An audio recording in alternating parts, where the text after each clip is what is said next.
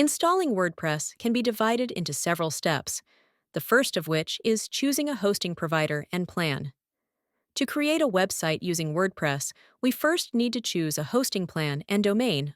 The next step is registration and payment.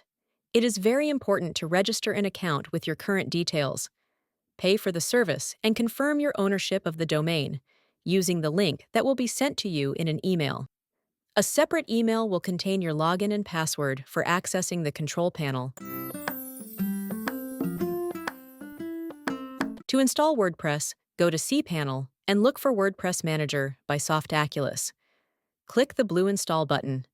For convenience, give the site a name and describe it in a few words.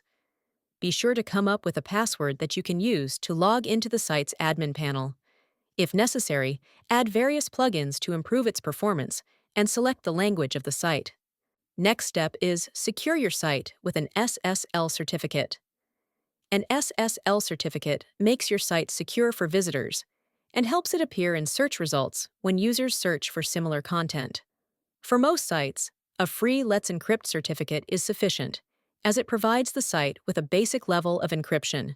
But, of course, a free certificate will not give you all the benefits of a commercial certificate. The last step is registration in WordPress.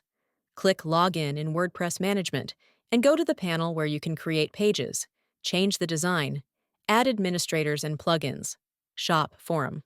So, WordPress is the best choice for people who need to create a simple and beautiful website in a few minutes. If you have any questions, write them in the comments, and we will be happy to answer them as soon as possible.